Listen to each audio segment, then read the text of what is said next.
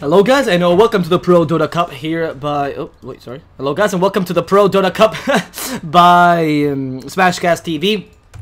We're starting a bit late, actually missed the draft. I'm sorry, but as a solo caster, I do need to eat at some point in the day, and these games have been longer than expected within the schedule, so sadly I took this time to eat, and... you didn't miss the draft, obviously, it was still on screen, but you don't get to see my commentary with it, which is not that great. I'm not that great of an analyst, so let's not like kid ourselves. Regardless, we'll present the teams in this way. You can get to know the draft a bit better.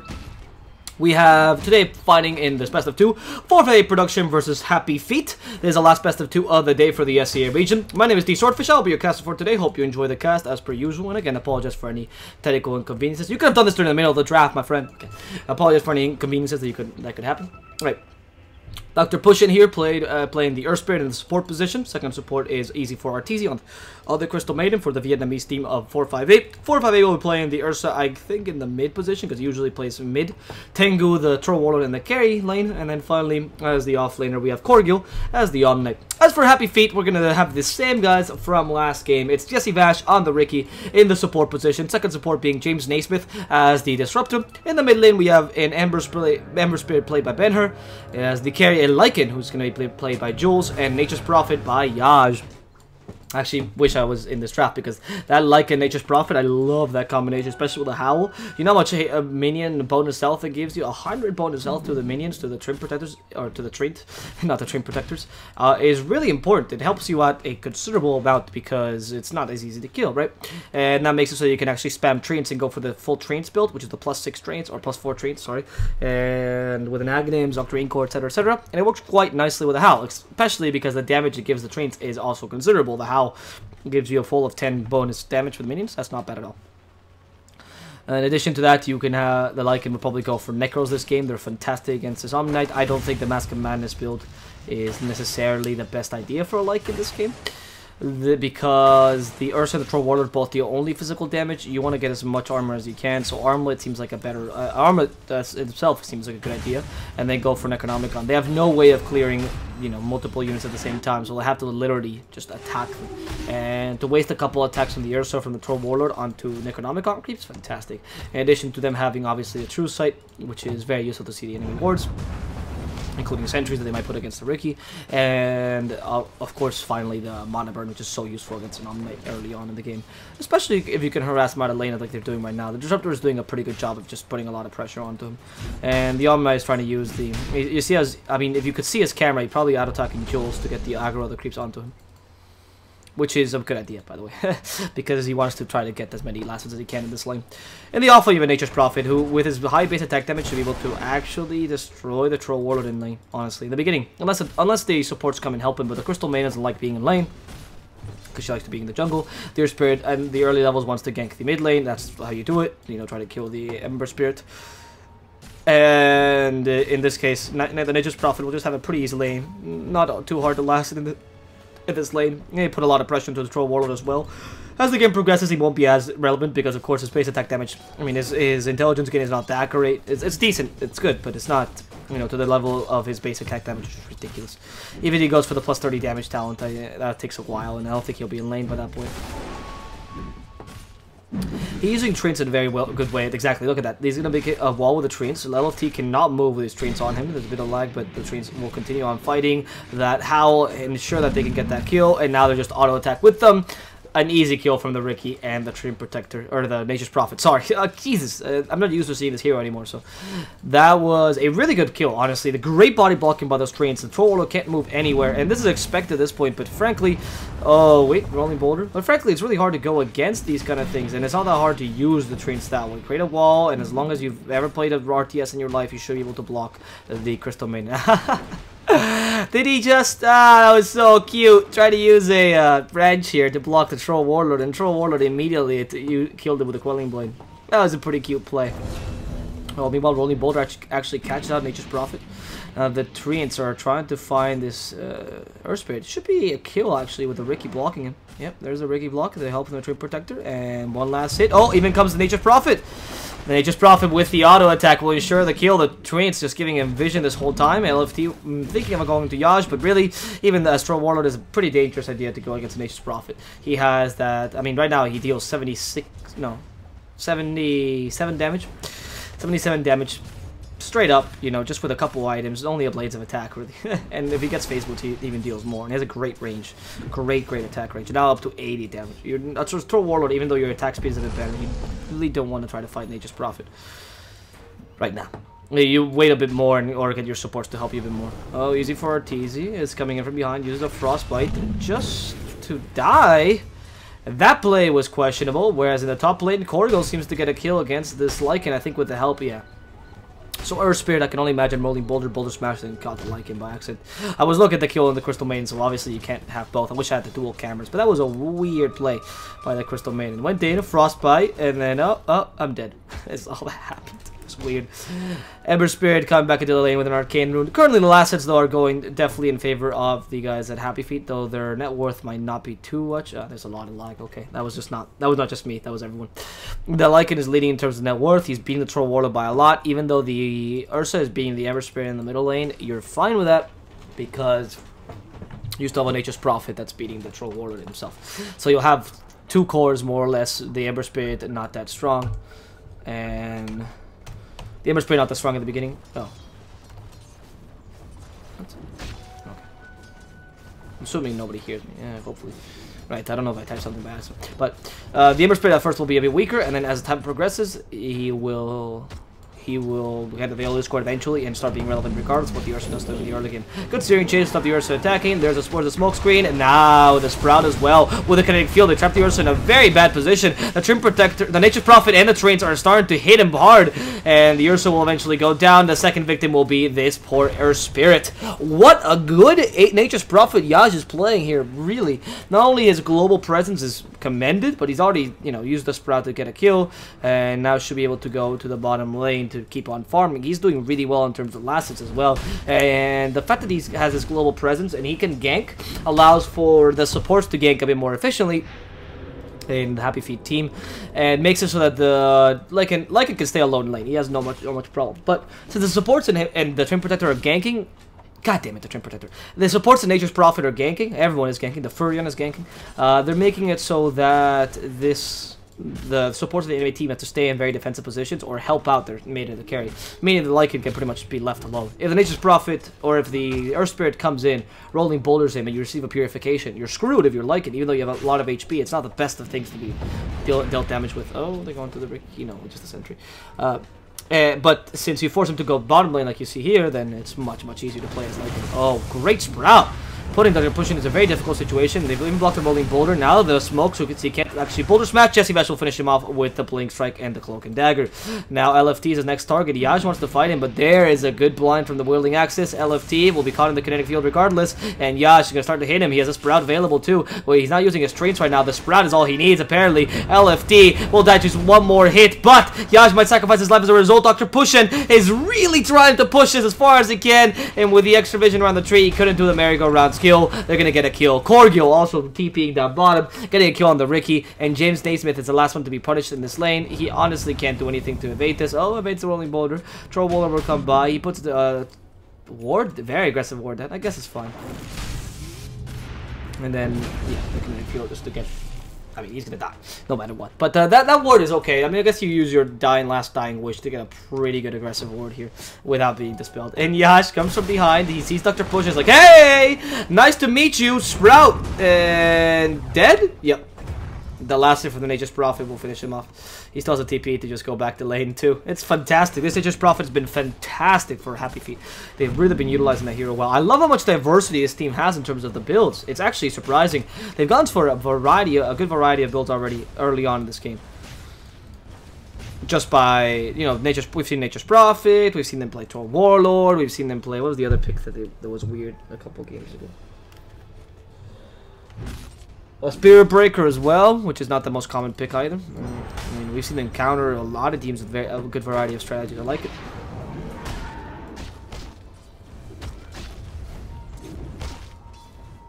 Oh, careful, Jesse Vash. Comes Cloak and Dagger and the Howl. The dust is not going to hit him, so they don't think that Ricky's around here. Well, they just saw something, though. The Sprout catches easy for Arteezy, and the smoke screen not too well put. The kinetic field also misses completely, but easy for Arteezy is already dead. Yaj's ultimate has been used. He has to use his face boots to escape, but now he's going to come back and start hitting LFT. He's no longer blinded, and LFT will go down as a result. Dr. Pushin is being killed by his own brother, Ben-Hur. In this case, Earth Spirit killed by Ember Spirit. So they are going to be able to take down 2 heroes for the enemy team. 3 actually. Crystal Maiden died first. Without much commitment, honestly. The Ember Spirit just went in with a Remnant and then TP back in the mid lane. He walked there, so it was fine. He didn't lose too many last hits as a result. If you look at the net worth, you'll see that Nature's Prophet is loaded. And he's not even going for Midas. He's going for drums for an early game build. Yaj is going to be able to TP away. Yeah, what are you going to do? What are you going to do if he starts TPing away? You can't. He's even gone for the drums to get an extra endurance and the attack speed and movement speed and whatnot, and go trade up for Orchid instead of going for the Nature's Prophet that likes to go for Midas. And it's weird because this is the one time, or this is currently the time where offlaners go for Midas. It's like the most common pickup in an offlaner. And Nature's Prophet, the traditional offlaner that does go for Midas, is the only one that's not grabbing it. I mean, we've seen Magnus Midas, we've seen Clockwork Midas, so many Midases, and this dude is the one that's not picking it up. That slow is horrendous by the Lord of Venom. I don't think that was a good pickup on him. I think the Poison Orb from the Ricky is a good pickup, not on Nature's Prophet. Just for the 4% slow is really going to make that much of a difference. I don't know, actually. You do have drums and face boots, so it might be the difference that you need to stop the faster carries. The faster heroes. Oh, Remnant. He leaves. There's Yaj. Able to take the bottom tier 2 or tier 1 tower. With the Treants, it's easy for Yaj to just, you know, utilize the time where the Troll Warlord decides it's time to go jungle. That's the best part. Like right now in the game, the carries oftentimes will just go jungle halfway through the game and decide, okay, it's time to just for me to attack the jungle and try to take a bit of resources there as well. Oh, careful. Jules is being targeted, but he TP's away in the face of danger. No issue there. But yeah, usually you see carries either ganking now or like Troll is doing, going to the jungle if your lane didn't go too well. However, Nature's Prophet takes this as a huge advantage. You can take tower upon tower upon tower with this cards and trees. And in fact, he's going to catch the Troll Warlord again using his ultimate LFT. One more hit and he's dead. And they do catch everyone with the Boulder Smash. It was a fantastic Boulder Smash, but not enough to save anyone. As Dr. Pushin came a bit too late, and now he's being harassed by the trains and by the Ricky and by Yaj. Now last Sprout catches easy for RTC. Why is nobody carrying tangos at this point? That Sprout has killed more people than I can count. Look, they need a Quelling Blade. Good Troll Warlord. No Quelling Blade or anyone else, or tangos or anything of the sort. And now the Nature's Prophet. What just happened? Did Cortigo just get pushed out of the Sprout? That was weird. That was weird. Meanwhile, in the middle lane, Ursa is going to get targeted, glimpsed back, and destroyed by an easy Searing Chains plus that Lycan attacking. I love that helm. I didn't know that's the helm state while you turn into a wolf. Ooh, that's a real cool helm. So, like, he doesn't... Oh, he doesn't even have it. It's helm only in wolf form. Okay, that's interesting. That's an interesting prosthetic. Okay, they're gonna find Ember Spirit. There it is. Silent Stun, the Yo-Yo of Death, but this time it's inverse, and he's even used Searing Chain, so Koro can't purify him to death. Happy Son, or Ben-Hur has to use the Remnant to leave, or walk away from the Omnite, and in the end he'll make it out alive. Even has the Shrine to heal him back up. Do you want to start a kill here? I mean, they do have Searing Chains and everything. With a Nature's Prophet, they can just come in any second, but he doesn't have the ultimates. Right now, maybe not the best idea to start pushing. Look at that Sprout, though. It puts the Ursa in a difficult position now. It even uses the Trains, the help from the Lycan Wolves, and they do have a Howl available if they do want to start pushing this, and they could easily. I mean, with a Lycan and a Nature's Prophet. Meanwhile, in the middle lane, they actually did catch out someone. The Glimpse brought back the support that was there earlier, that being the Crystal Maiden, and they just killed her swiftly, ensuring more gold for the Happy Feet team. This is starting to be a huge domination for them. And now, oh god, 458. If he gets found out, this is an easy kill. I don't know if he saw him. I think he just barely missed him. Because this could be, I mean, he hasn't raged, granted, but you can just smoke screen him. Oh, there it is, they found him. Searing Chains. Ursa has to dispel the rage. Of course he does. Should have just gone for the Remnants there. The healing from the Omnite. Exactly. You should have just gone for the Remnants, and if you reforce him the rage, you're still Searing Chains. Oh, Arteezy gonna go down. Oh, easy for Arteezy. Sorry, going down to Jesse Fash. The Blink Strike too powerful. And then they're trying to destroy Dr. Pushin. He's losing health rapidly, and the Tricks of the Trade will finish him off. with nothing much Happy Feet could, or nothing much 458 can do in this game, apparently. Honestly, 458 had a pretty bad run this tournament, and now against some of the best contenders, in this case Happy Feet, I don't think they're going to win this match. But it's still up for anyone to grab. There they go on the Ursa. They can almost kill Jules. In fact, they managed to do so with their purification. Now go on to Ben her. The smoke screen is only used for a zone out, and that's not too effective. Vyaj has to somehow sprint away, or sprout away. But Korgo gave him vision, so that was an easy kill. Regardless, the Crystal Maiden is great for killing the Crustaceous Prophet. They have a Crystal Nova and a Frostbite available for whenever they try to TP away. So there's no way they're going to lose vision of this Nature's Prophet, and he'll just win that way. And that is a huge swing that you see. 1,000 gold almost swung. Swung? We saw a 1,000 gold swing pretty much there. Oh no. That wasn't that disruptive. The Static Storm is okay, but it's not going to deal much damage. In fact, it's not really that effective. And combining the Smoke Screen together with a Static Storm, not the best of ideas. So, well, at least the Ricky doesn't die, which is important. I thought Jesse Bash was going to die too. They're just going to use a Dust or something. The build is scoring to Ben her. He's trying to do a bit of damage onto this tower. Oh, Yash. Actually, yeah, okay, a bit of damage by kiting the creeps, and then Yash starts attacking the towers. Tier 1 only. There's a shapeshifter being used though, and the shapeshifter will ensure the death of the Crystal Maiden. Now in comes Jesse Vash to go on to Dr. Push, and they want to kill off this Earth Spirit, sorry, but he gets repelled. It's harder to kill him. However, the shapeshifted wolf will not care. That's 2 crits in a row, and Dr. Push will end up dying to the ridiculous amount of damage that Lycan can do. With that, Happy Feet will be taking down another member of the 458 team. And the rival, oh no, LFT has been caught out with a glimpse. They're gonna kill James for that though. And Ben-Hur is coming with just the Searing Chains. He wants to target both, but he can't for now. The Searing Chains will come a bit too late. And without the Lycan to help him out, it seems like it was an easy kill onto the Ember Spirit. It hasn't had too much effect this game. Jules now being pursued by Korgil. Korgil is very determined to get the skill, but Jules, as a medallion, kind of tanky hero, so it's hard to kill him. Got the extra armor for the medallion, that's pretty good. As to some of the wolves, maybe to help him, they just profit. Oh no, they just abandoned him to his own devices. And the Ursaven joined in with a Blink Dagger in the end. That's gonna be a dead Lycan. Okay. Happy Feet are really good at getting the advantage in the early game, and I do agree that they might be the better team, but God, are they good at losing it as well.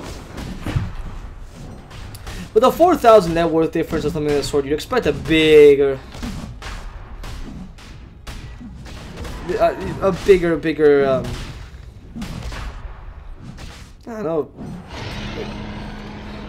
a bigger advantage, or like they would do more with that advantage they had, but honestly it wasn't that so much that. Searing Chain stops the TP, but Troll might just kill him with a Static Storm, and with the Kinetic Field they ensure that the Ember doesn't die this time. Low armor makes that Ember is actually cannon fodder for the Troll Warlord as soon as he finds him. Ricky doesn't die either in the middle lane to the power of the Earth Spirit, which is good. Manages to survive that assault with the Boulder Smash and the Juman at the grip. And now it's time for Happy Feet to start pushing this bottom tower. Happy Feet gladly will start pushing it, being able to use the Lycan and the Nature's Prophet's power to just, you know, take it down pretty easily. Honestly, if you are 458, you currently are probably looking for a team fight where you can utilize your Crystal May and your Omnet a bit more. Yep. Because the enemy team still has a bit of domination, and they still have to take in more towers, and the worst part is they have more pushing power. So a bad team fight does not reflect well on you. And the Soul Crest is now available on Jules. Jules is able to not only have an extra armor, which is great because he only gains 1 agility per level, but also the extra evasion to make it so that you don't really rely on armor to prevent physical damage.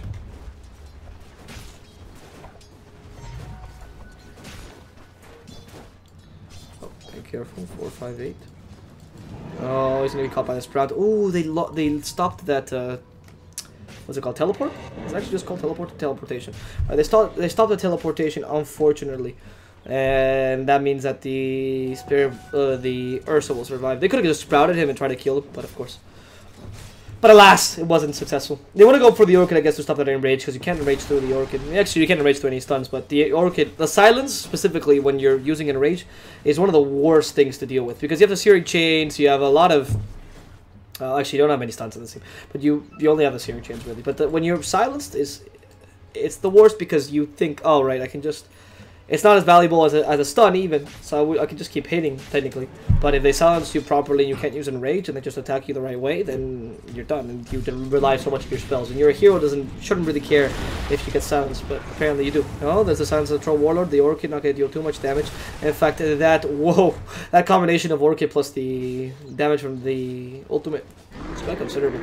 Oh, careful. Ursa gonna go on to Jules, but Jules with a Solar Crest is really not that easy to kill. Even with the Enrage he committed to deal with more damage, they couldn't get that kill. Great smoke screen actually to zone out the enemy team. Now there's, I mean, if you go for Rolling Boulder, you can't Rolling Boulder, or in the middle of that, you actually get silenced, so you can't use the Geomagnetic Rip or something like that.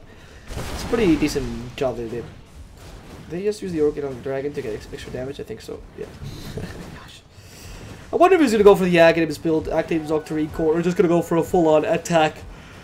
Nature's Prophet. What is his first? He went for the 250 health, so it seems like an Aghanims is better. We'll really see, depending on the level 15 town. The level 15 town, where he goes for the 20 intelligence for damage, or for the +4 traits for pushing power. That's when you know exactly what build Nature's Prophet is deciding to go on, because he's really new. You know, that build, that whole build or that whole idea of going for a physical Nature's Prophet was quite new. So I don't know if they're going to use it. Solar Crest into this Omnite, no armor, and dead. Meanwhile, the Ursa though does take a kill on the Disruptor in the backlines. However, that's an offlaner for a support. More than worth it. They could have gone on the Ursa, but it would have been much more dangerous. And instead decided to go on the Omnite. It's definitely worth it. Oh, actually it was the Disruptor who got the kill with the Static Storm. So he didn't even lose that much, he didn't even get his Midas, so that's pretty good. And he doesn't get any assist gold, which is important, right? So since he gets the kill, he gets the killed gold, but the assist gold is still calculated based on if there was only 2 people there. Interesting. So, interestingly enough, sometimes it might be better to go for... It might be better to go for a... what's it called? Like, let your support die. Well, not necessarily. It's not better to let your support die, but if your support dies, it's fine, because the assist gold you get is actually increased considerably, especially if it's the 2-3 threshold, which is the biggest decrease in terms of assist gold. So the Lycan and the Ember both got a lot out of that kill, but at the same time, the Disruptor also got some gold because he died. So this could be a possibility. If you know your support is going to die, let him have that last hit, or somehow ensure that he has that last hit, and then, you know, let him die. And then the assist gold is split among you two, and you all get the same amount of gold. Oh, that's a great Orchid. And with the ultimate as well, that's a guaranteed kill onto this Earth Spirit, even when the Orchid dispelled itself or went away. The 30% damage would be too much for the Earth Spirit to deal with, honestly. Yield Scepter onto this Ember Spirit to take away the Frostbite, maybe, and the Silence as well from the Earth Spirit. The Domination starts to get them a happy feet, and they do have the pushing power, so this is what they're looking for, right? Being able to take towers early. The top tower is also quite pushed. The Lycan is designed to farm this place for a while. I had to go for Vlad's, which is not entirely my first option on Lycan, but oh, they can catch an Ursa, that's really important. Has to use the BKB to try to escape. They have no way of preventing this escape, even though they have a lot of damage. And in the end, the Ursa will just make it out alive thanks to that BKB. But that is a BKB 10 seconds wasted, and I'm mistaken. Yep, that's a whole 10-second BKB wasted, which you just did it on an escape. You got nothing out of it, only a surviving Ursa, which is seems like a lot, but it really isn't that much if you consider the fact that, well, the Ursa shouldn't be there to begin with. Right, that was more of a mistake. But you couldn't let him die, because if the Ursa dies, you give a lot of gold to the enemy team, and he's dead for a long time, because I'm assuming he has a buyback. Oh, okay. He does, but I don't think he's saving for buyback. I think it's just pure chance that he has buyback. Oh, he could go for Vanguard already. I don't know if he's going for... The Basher must be on the courier that died earlier, because I don't understand otherwise why he was going for Vanguard or and then Basher. Well, the Crystal Main's dead. Yep, 2 hits. 2 hits! So they just profit, plus the Oracle, and then he's dead. That's how much damage they deal. Now the Ember himself in the bottom lane, just playing with his team. And this is the bad part. They actually all went here to try to take him on. And Ursa has no TP, though Tengu does, or the Ursa does not. So Tengu's going to come in. The Trollborn very happy, you know, trying to get a kill or something. But nope! He's been... yep, he's been glimpsed back. That's what I just saw. And Ben-Hur knows this, right? So he was playing this the whole time. He actually has available Discord and a lot of damage for this Troll Warden, so you have to be very careful. Meanwhile, on the top lane, they managed to get a kill onto Korglo already. Yash just sprouting him and killing him. In the bottom lane, I just want to see this kill happen. Ben-Hur is now man-fighting, and finally, Searing Chain's available. No remnants because he's out of mana, but that Flame Guard still deals a lot of damage. And in comes the Nature's Prophet, says, drive-by shooting. Oh, did I happen to get a kill? I didn't even mean to. Tengu goes down. They punish his rotation to the top lane with a great glimpse, and now Jules is just trying to take down this range Rex, but you see how slow he is? His attack speed is deplorable. The Ursa can't catch him though. The TP is going to come out. Oh, the overpower with the enraged Jules will go down. He was unlucky with the Solar Crest hits, and yeah, it seems like it's a Vanguard for the Ursa before the Basher. That was really unlucky. I think he got hit in 3 or 4 of, I mean, almost all. At most, it was 1 miss for him.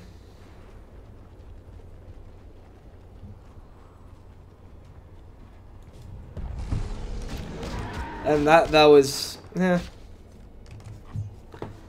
don't know. I like the I think he was just unlucky. Sorry, I think he would have escaped if he was just a bit lucky with the Solar Crest. There's a 25% miss chance, so hitting him with all 4 was a bit unlucky. Oh well. The guys from Happy Feet though will lose the Lycan, which is unfortunate. But the main carry I think is Nature's Prophet anyway. And we've already seen DTRA and Ramses, yeah, play the Nature's Prophet in the carry position, and now it's even been buffed. The carry physical Nature's Prophet, it works out. So there's not much problem here. In fact, he's been playing really well. Yaj is probably the MVP of this game, granted, for Happy Feet. They could also go for Shrines now, which will give him a bit of a gold boost, especially to the Lycan, who kind of needs it. He shouldn't be below the Omna in terms of farm. The Ember Spirit's also very happy. I mean, he's going for Shivas right now. He didn't even need to go for the Ember Spirit that goes for the late game, the Maelstrom, Yeshiva's Ember Spirit, because you're guaranteed to just win early because of your Nature's Prophet. So if you just play for the early game, which is what they're doing right now, Happy Feet, trying to get that push on going, then it's a guaranteed game, pretty much. You don't need to secure that much late game if you're unsure about it.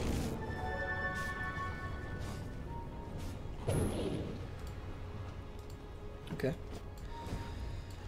Jules with the double damage might be found out by Korgil, or internally he might find out Korgil. Oh, careful, the Ursa does come in. Catch out Jules. Careful, shapeshift already used, and the first hit bash. This Ursa is so salty right now. Oh god, 458 even gets sprouted, and he can't escape. They just let him escape. They actually let him escape, didn't they? I think they did. Where's the Lycan? Does he have Quelling Blade? Yes, they actually let him escape. That was the ultimate BM. Jesus, Happy Feet. Wow. Psychological warfare apparently is a part of Dota 2. Jesus, that was a great hit by that Lycan. Now they'll be taking even more. They're going to be able to take down some towers if they just... Yeah, they start advancing against these towers. They should be easy taking. Honestly, he went for the +1 intelligence, so it's going to be a physical damage. Carries Nature's Prophet. Not surprising, honestly, after we saw the items he was grabbing. But as soon as you get Howl with the trains here, and you got enough. You got a lot of treats just to, at this point, give you damage. Oh, Orchid, careful. You have to be very careful on here, because you could just die. Any second Sprout comes out, then you're screwed. As we just saw, Lycan will even open a pathway for you. They're gonna go for this tower now, the mid tower and the mid lane. No, they're gonna go for 2 towers at the same time, using their split pushing potential. I think that's a much better idea. Why go for one when you can actually take both without much trouble? Those will now be taking the Roshan, the Solar Crest, the Basher too. Okay, they have a lot of damage to go for this Roshan. Yeah, and now the Orchid, help from the Orchid is considerable. The damage from the Nature's Prophet is pretty good. This Hunter also helps out with the Aghanim's. This Roshan is gonna go down. The damage that Jules and Yash can put out. It's a lot of physical damage, so there's no way the Roshan they can even like try to contest this if you're 458's team, because they have no way of actually going to Roshan. And then here we come to the issue that this team of 458 might not have been going for we're going for a bit of a snowball strategy, and they have a lot of pickoffs and whatnot, but they have 0 team fight. Now Freezing Field being the only big AoE team fight spell, you compare this to a Happy Feet team, or you rely on a lot on your Earth Spirit, I suppose. But Earth Spirit, when he goes in and team fights with Boulder Smash and Grip, chances are he's gonna die because he's kind of a suicidal player. That's how you play. The Omna is more of a trying to keep him alive, but you can't keep him alive if you're losing, because you have to keep your Troll Warlord or your Ursa alive. And for a Happy Feet team, though you don't have much team fight in Nature's Prophet either, that being your offlaner, usually the hero which has the most AoE, stuns and whatnot, you do have a lot of team fight in your Disruptor. The Disruptor in fact has the Static Storm Kinetic Field Glimpse is fantastic. Another area silence in the Ricky, which is not an area stun, but it's almost as good, frankly, in this game, especially with the slow that the Ricky gives you and the Kinetic Field itself. And the Ember Spirit also gives you a bit more team fight, because he's not just an Ursa that deals damage. He actually comes with the Searing Chains, with the Fire Remnant. He can come with some utility, like the Shivas, for example, which is not a bad item of the Ember. And now they're able to take the tower down in the mid lane, and this is really good. Oh, Searing Chains, catching out a Troll Warlord, careful. He might just go down. He just Remnant him. If they had gone in with the Remnants, obviously the Repel would have come in on time, but they could have just killed off the Troll Warlord. Meanwhile, in the bottom lane, we see Jesse Vash going in and attacking the Crystal Maiden, killing her off in just a couple hits. And with this, they'll take down the mid tier 3, the mid racks already. Only the ranged racks, the top racks already fell. Yash decided that, yep, those are just mine. And the Lycan will finally manage to take the melee racks as well. That's 2 lanes of racks already taken down, and 458 cannot really defend this. GG, well played call by them. Not the most interesting of games, frankly, because 458 just got dominated by Happy Feet's strategy. Congratulations to Happy Feet. They played very, very well this game. And 27 minutes, 50 seconds, 458 give up their game to Happy Feet's strategy. In the end, it's going to be the first game going to Happy Feet, who remain victorious for the day of today. My name's been DSwordfish. Hope you've enjoyed the cast as per usual. If you did, feel free to like me on Twitter. There, I also post the replays for those people that can't watch it on Smashcast because of whatever reasons you might have. Don't worry, for the replays are available on my YouTube channel as well, and you can find that on my Twitter if you do go and like that page. I'll put the link in the chat. And if you didn't like my cast, feel free to tell me why. I always enjoy criticism. It's the best way to improve. That said, guys, I'll see you very shortly with the last game of the day of this last series of the day, where 458 and Happy Feet will fight once again to see if 458 can actually take the tie, or if Happy Feet will just roll them over a second time. I'll see you guys soon. Enjoy some tunes while we wait.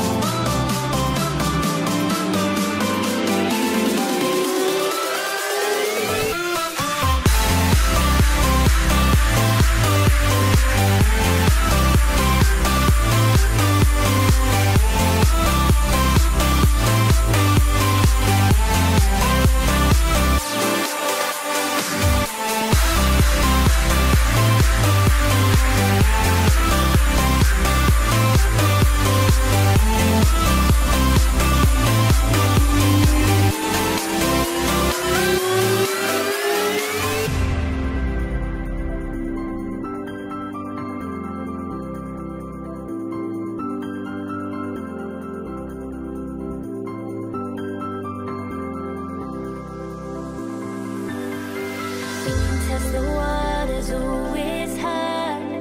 I think we're getting close. Racing through the waves, I want to be where nobody knows.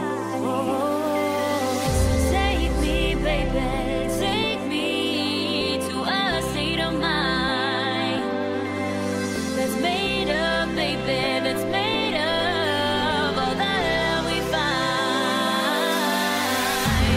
Electric, feel it in your hands. Hypnotic, watch our bodies dance. Happiness, this is where we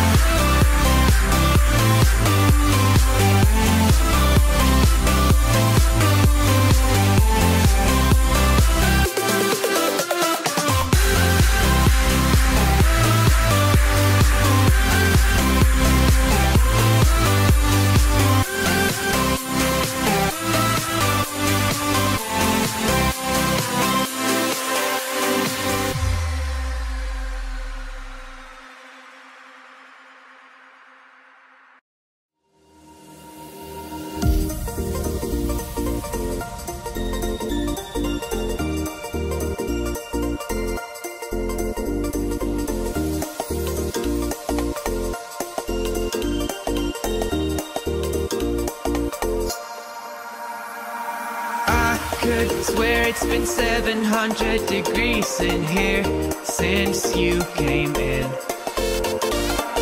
I could swear that this room has been running out of air, and now it's starting to spin.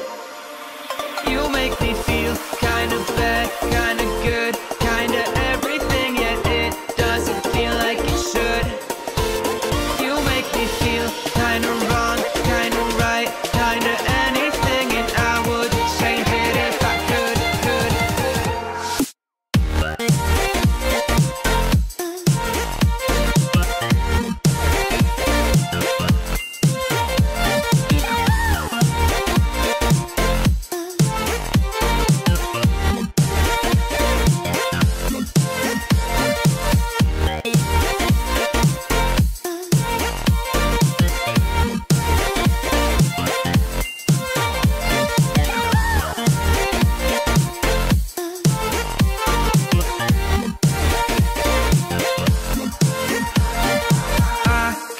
Swear that I'm fainting, I think I'm losing my sight, I swear I'm hitting the floor.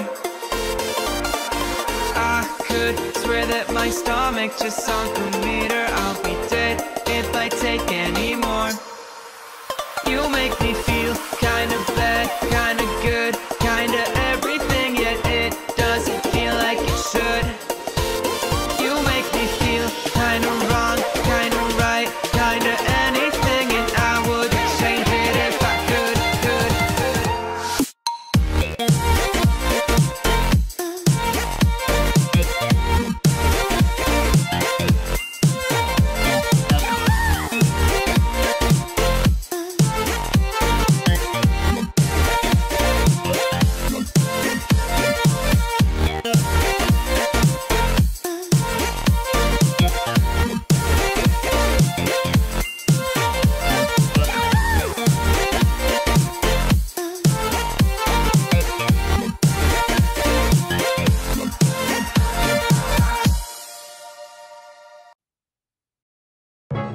When you're alone, life can be a little rough.